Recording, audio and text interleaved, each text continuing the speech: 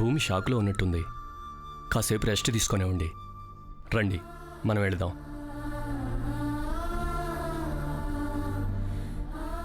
లక్ష్మి, భూమికి ఏదైనా జ్యూస్ తెచ్చివ్వు. అలాగేనమ్మా. కొండమ్మా, నువ్వు నాతోరా. అటాగే అమ్మా. మీరు నా పక్కనే ఉండండి అమ్మా. నాకు చాలా బాధగా ఉన్నది. మా అమ్ముంటే ఒళ్ళో తలెట్టుకుని పడుకునేదాన్ని.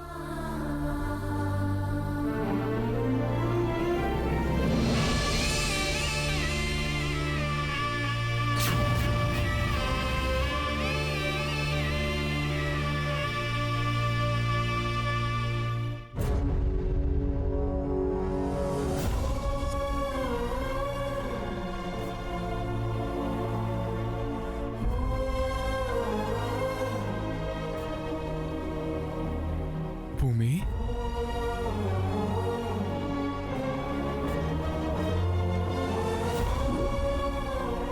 ఏమైనాది భూమి? సుబ్బు చెప్పాడు. అంత పెద్ద ప్రమాదం ఎట్ట జరిగినది? నన్ను సంపనీకే ఇదంతా చేశారప్పలరాజు. ఎవరు వాళ్ళు? నిన్ను చంపాలనుకుంది ఎవరు వాళ్ళు? నరికేస్తాను వాళ్ళని, ముక్కలు ముక్కలుగా నరికేస్తాను. చెప్పు భూమి, వాళ్ళెవరో చెప్పు. నేను బతకనీళ్ళు వాళ్ళే. నువ్వు ఎవరికేమైనా చేసినావు భూమి? సంపేంత పగ నీ మీద ఎవరికుండేది భూమి? చెప్పు. అప్పలరాజు, ఆవేశపడకు. భూమికేమీ కాలేదు. మన భూమి మన క్షేమంగా దక్కింది. ఇదంతా పెద్దవాళ్ల వ్యవహారం. నువ్వు తలతోర్చి నీ ప్రాణాల మీదకి తెచ్చుకోకు. పెద్దోళ్ళు ఎవరమ్మా? పెద్దోళ్ళు ఎవరైతే నాకేంటి? భూమి జోలికొస్తే పెద్ద చిన్న ఏది తేడా ఉండదు. ఏసి పారెత్తానంతే. అబ్బే, దీని వెనకాల ఎవరున్నారో నీకు తెలీదు. ఎవరున్నారు? ఆ శేషమ్మ. అదే ఆ దొంగ మొహందా? దానికి భూమి మీద ఏంటి పగ? ఆ స్టోరీ అంతా ఇప్పుడు నీకు చెప్పాలా? వదిలేసే. తను అసలే షాక్లో ఉంది. డిస్టర్బ్ చేయకు. అదేంది మాస్టర్ అట్ట అంటారు? భూమిని మా అత్త నాకప్పు చెప్పింది. తన మీద ఈగ కూడా వాళ్ళనివ్వనని మాటిచ్చినాను. సంపటానికి చూసిన వాళ్ళు వదిలేమంటారేంటి? పెద్దమ్మ గారు శేషమ్మని బయటికి గెంటేశారులే. అసలు ఎందుకు నిన్ను చంపాలనుకుంది? నేను ఆ గౌరమ్మ కూతుర్ని అనుకుంటున్నారు.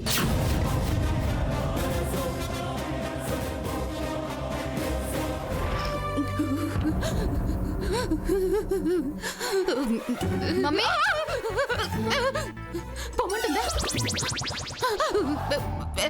పొమ్మంటుందా? మీ నాన్నమ్మ మన ఇద్దరిని గెట్అవుట్ అంటుందా?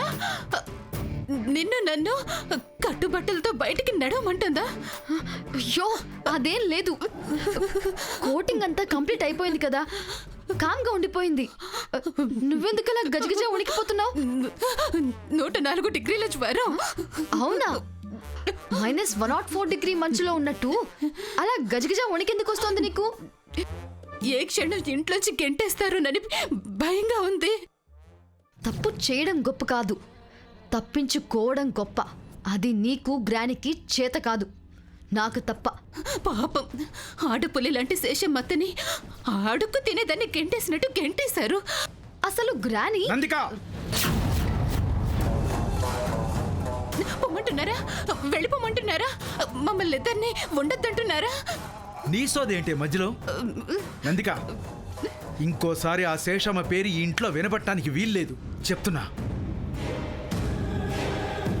గ్రానీ గ్రీనీ అని దాని పేరు ఎత్తితే ఊరుకోను. సారీ డాడీ, అయినా గ్రాని ఇక మనకు కనిపించదు డాడీ. ఎలా కనిపిస్తుంది? బయటికి గెంటేస్తే బయట కూడా కనిపించదు డాడీ. కాశీ వెళ్ళిపోయింది. మంచి పని చేసింది. అక్కడ దూకడానికి గంగ రెడీగా ఉంటుంది, వెళ్ళి దూకేమను. అఘోరాలు వచ్చి ఘోరంగా పీకేస్తారు. పీడ పోతుంది.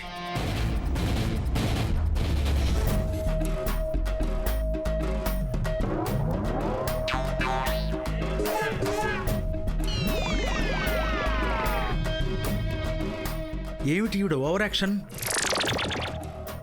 పిచ్చి ముదిరిందా కుదిరిందా? ముదిరిన పిచ్చి కుదిరిందండి. కుదిరితే ఇంట్లో ఉంటావు, ముదిరితే మెంటల్ హాస్పిటల్లో ఉంటావు. నాకు బాగా జ్వరం వచ్చిందండి. లోకల్లో అందరికీ పెళ్ళిళ్ళు అవుతాయి, పెళ్ళాలు ఉంటారు కానీ నా పెళ్ళానికి మాత్రమే 66 రోగాల్లో అన్ని రోగాలు ఉంటాయి. అలా ప్రతి మొగుడు అనుకుంటూనే ఉంటాడంటండి. ఏంటి? ఆహా, నేననలేదండి, మా శేషమ్మ అత్త చెప్పింది. మొగుడు పెళ్ళాల గురించి మొగుడు మొద్దు లేని దానికేం తెలుస్తుంది?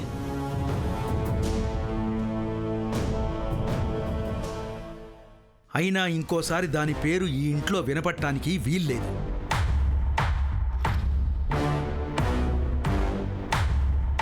నా భార్య పిల్లలు కాబట్టి గంటే లేకపోయాను. సారీ అండి. చిచి, థ్యాంక్స్ అండి.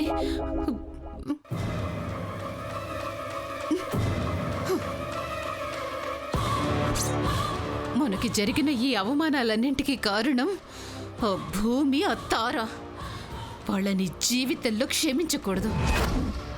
ఆ ఇంట్లో ఇప్పుడింత సంతోషంగా సెలబ్రేట్ చేసుకుంటున్నారు.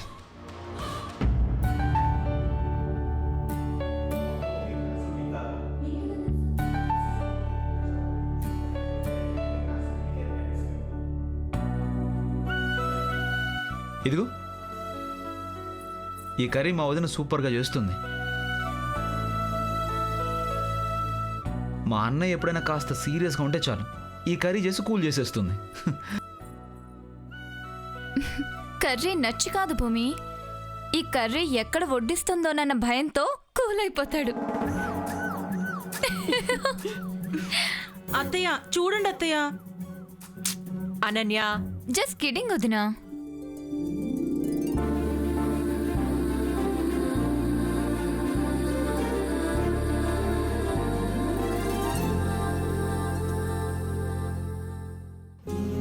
భయపడకుండా తిను భూమి.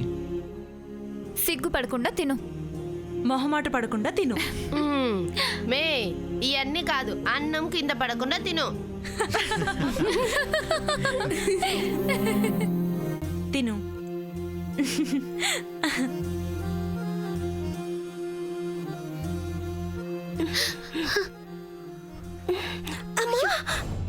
భూమి,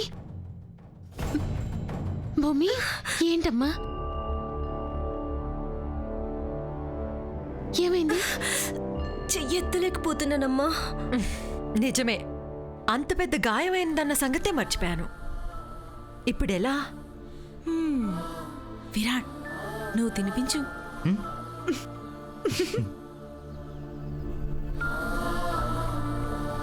కొండమ్మా, నువ్వు కలిపివు, స్పూన్తో తింటుంది.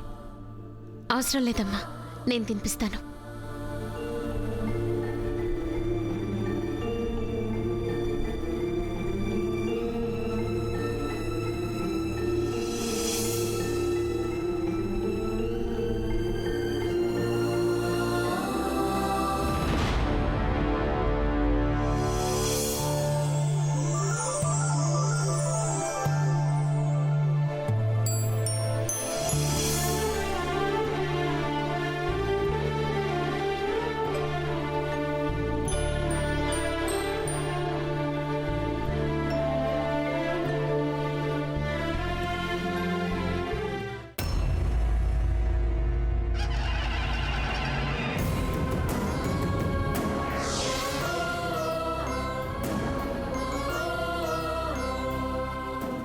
అమ్మా, ఇక మీ వారసురాలికి ఎలాంటి ప్రాణాపాయం రాదు.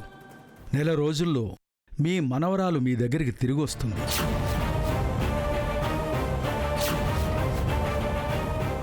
అప్పటిదాకా శత్రువుల కంటపడ్డా ఆమె పుట్టుపూర్వోత్తరాలు ఎవరూ గుర్తుపట్టలేని విధంగా దిగ్బంధనం చేశాను. ఎదురుపడ్డా శత్రువులు కూడా ఆమెను గుర్తించలేరు.